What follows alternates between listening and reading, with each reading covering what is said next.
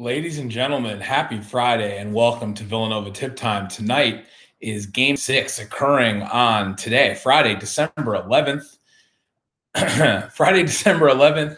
We're going to be playing the Georgetown Hoyas tonight in our first game of the Big East Conference season.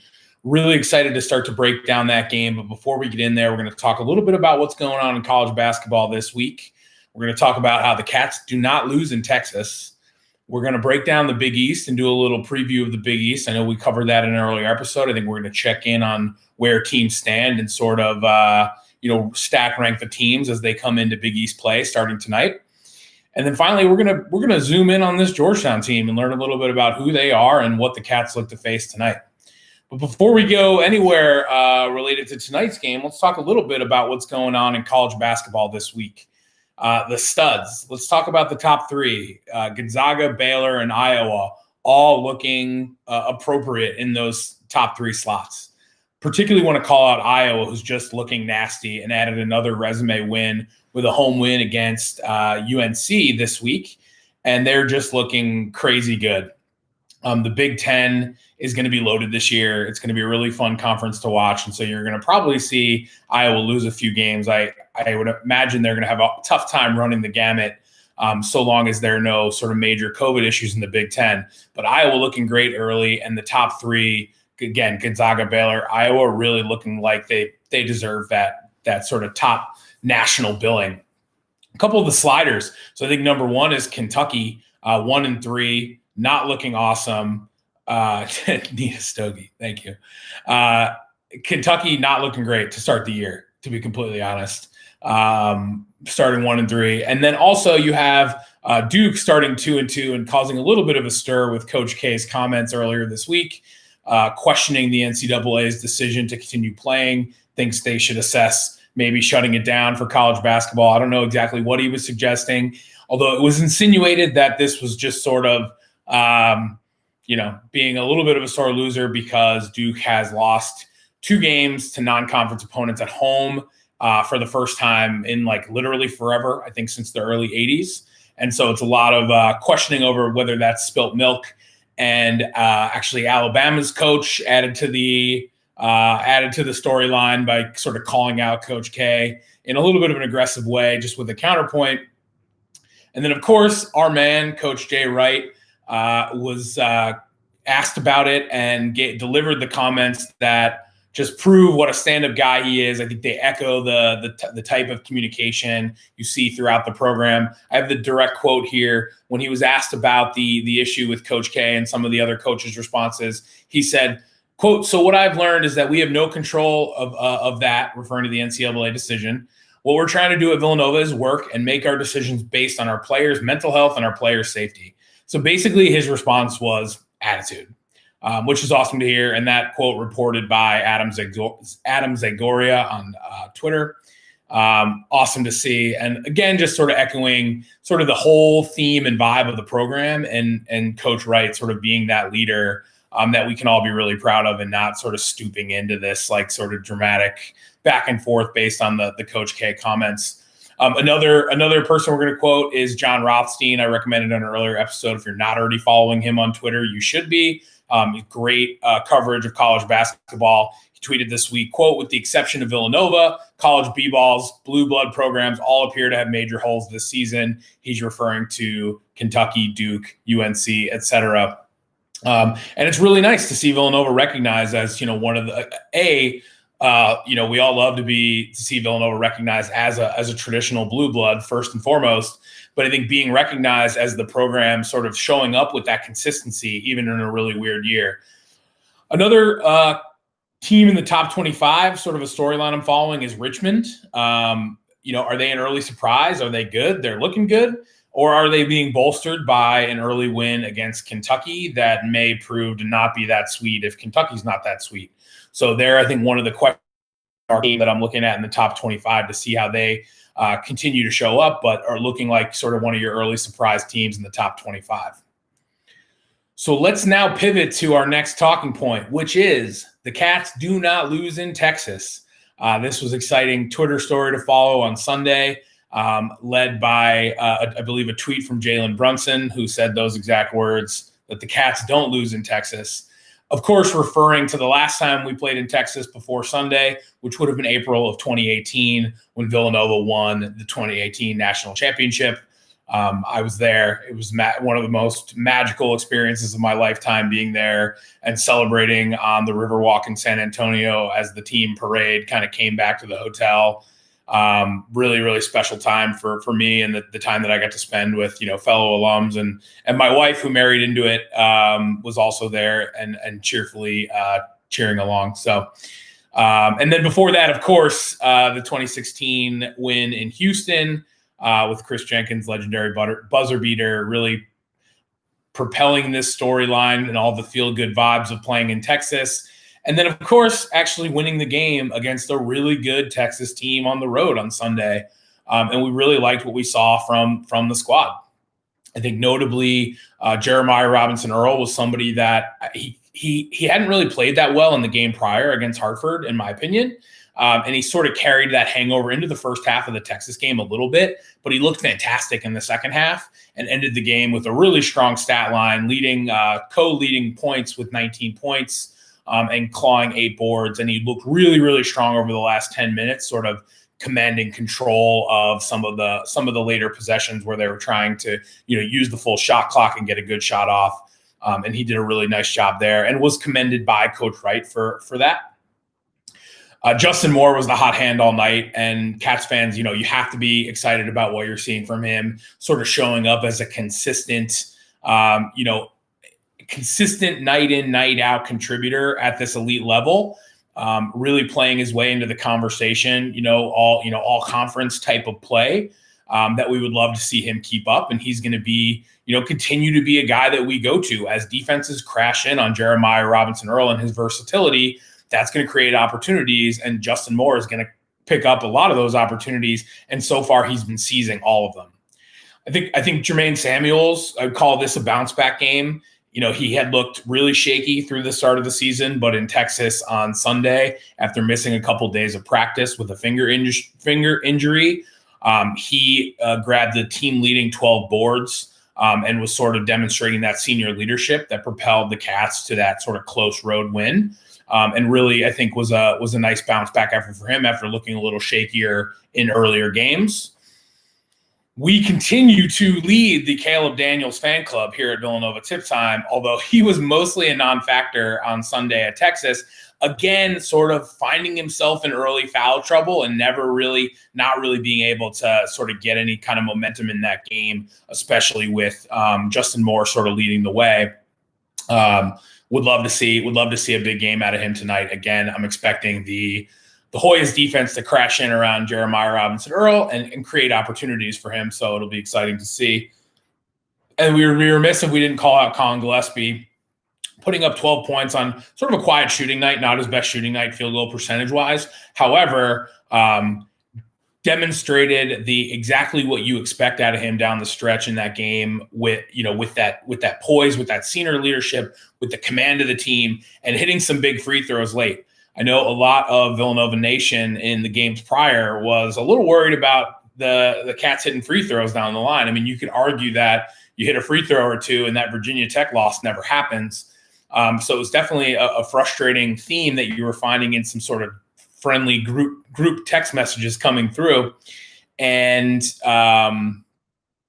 Colin Gillespie showed up huge with some late free throws and looking poised in the clutch. And then the one other thing to note, which after Coach Wright has talked a lot about getting a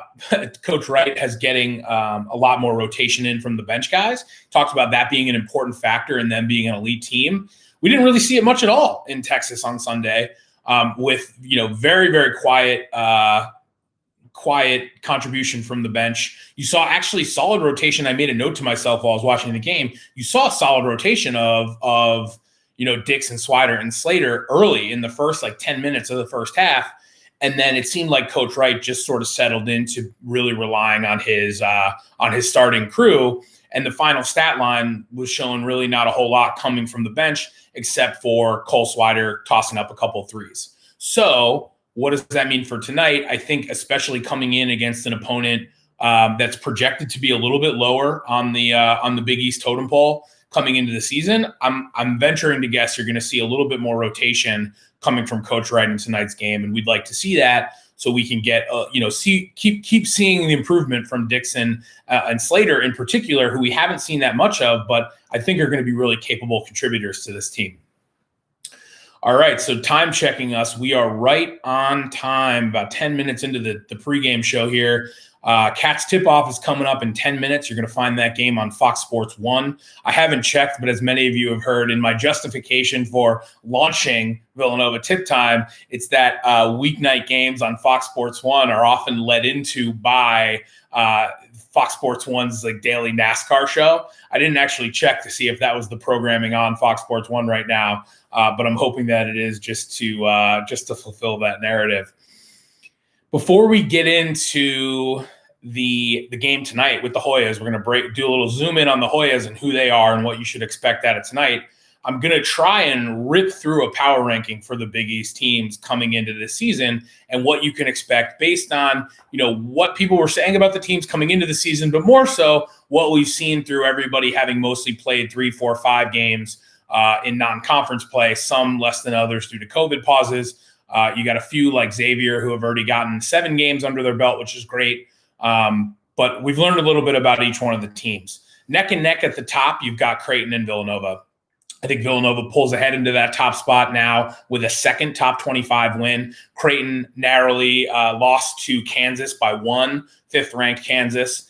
By 1 point, Marcus Zagorowski was fouled on a 3 with 1 second left, hit the first 2 free throws, missed the last one to unfortunately missed forcing overtime by a single point there. But I think Creighton is exactly the formidable contender for the top of this conference that we thought they were going to be. And they've only played a few games due to COVID cancellations, and so we haven't learned a ton about them yet. But you've got Marcus Zagorowski, who is the consensus first team All Big East and a lot of people's pick for preseason player of the year. And then you also actually have Christian Bishop, who's leading the team in scoring through their first few games. So liking what you're seeing from Creighton as far as representing the Big East, not loving it from a Villanova point of view as a very formidable contender. Villanova obviously will gloss over Nova Nation at the top of the Big East power rankings, as you might expect. Third, I'm going to go Marquette, especially with that huge win over then number 4 Wisconsin. Seeing strong performances from senior guard Kobe McEwen and 4-star freshman Dawson Garcia. Marquette, I think, projected to be sort of middling in the Big East coming into the season, and we're bumping them up, giving them credit for that huge non-conference cross-Wisconsin rivalry win. 4, we're going to see UConn looking pretty good early. A nice win against USC, but generally some stop-starts due to COVID, so there's still more to learn there. 5, we're going to go Xavier, 7-0 with their last 2 wins against big power conference opponents in Cincinnati and Oklahoma, although I guess Cincinnati doesn't count as a power conference opponent. However, good program. Again, one of those teams that we thought was going to be in the middle, but looks pretty good and is currently sort of in that bracketology conversation to swipe a tournament spot. 6, we've got Providence. David Duke might be a stud, but they've struggled massively in blowout losses to power conference teams in Indiana and Alabama being the ones they've played. St. John's has scrapped together. We're going to put St. John's at 7, has scrapped together some early wins, but sort of the story with St. John's, they haven't really beaten anybody, and they always seem to scrape together early non-conference wins and then sort of fade to the middle or worse once we get into conference play. We're going to go 8, Butler, 9, Seton Hall, 10, Georgetown, and 11, DePaul to round out the bottom. And I'm just going to rush through those because we don't need to spend too much of our precious remaining 6 minutes focusing on the bottom teams other than Georgetown, which we're going to focus in on now as tonight's opponent. So Georgetown, again, coming into the season, most rankings and analysis had them on the lower end of the Big East projections. Consistently now coming into conference play, you're seeing that as well. They've lost, I think they lost their top 6 of 8 scorers, including a big one in Mac McClung to Texas Tech. And they are struggling to gain much offensive traction beyond their top few players. What's interesting about them is even though they turned over so much of their top scoring talent, the lineup they're running out there is actually loaded with upper class sort of presence and leadership, which is sort of an interesting component. Usually you don't expect that of a team that lost so much in the previous season. So, who is this Georgetown team? We haven't learned too much about them from their record so far, other than a bad loss to Navy, which wasn't expected, and then wins against UMBC and Coppin State. Most recently, Coppin State in a blowout win, and their only such game of the season so far. One thing to note: on the same day the Cats played in Texas, Georgetown played West Virginia, who's ranked 11th nationally, and showed up. They didn't get blown out. They showed up. They played a competitive game. Javon Blair was leading scorer with 19 points there. So, I mean, I think there are a lot, when you look out across the vast internet about talk about Villanova Georgetown, there's a lot of talk that tonight's game is going to just be a blowout, that this Cats team is too elite. They're going to run away with it. But I don't know. It's tough to say, especially with the last game of last season being in Washington, D.C., and the Cats narrowly avoided loss, walking away with a 1-point victory. That was the last game we played before 2 weeks ago. And at the time, I think Georgetown had a little bit more to work with than they currently do now, but still the intensity is going to be there. Like, these guys aren't lying down. As fans of the Nova Nation have well learned, in all of these games, you're most likely going to see your opponent's best punch. Like, this is one of the most important games on their schedule. So if you think they're just going to lie down because everyone's saying they're going to get rolled, you're obviously sorely mistaken. So the math objectively favors the Cats on this one. I think also for you analytics folks, the Hoyas are indeed the lowest rated Big East team in KenPom. So the math is objectively favoring Villanova, but we're going on the road. Villanova hasn't played a home game yet, so we're going on the road, reasonably well rested, again, coming off of last game Sunday, road game at Texas. Hopefully should be rested up and ready to go. But you're going to see sort of the best punch coming in from Georgetown.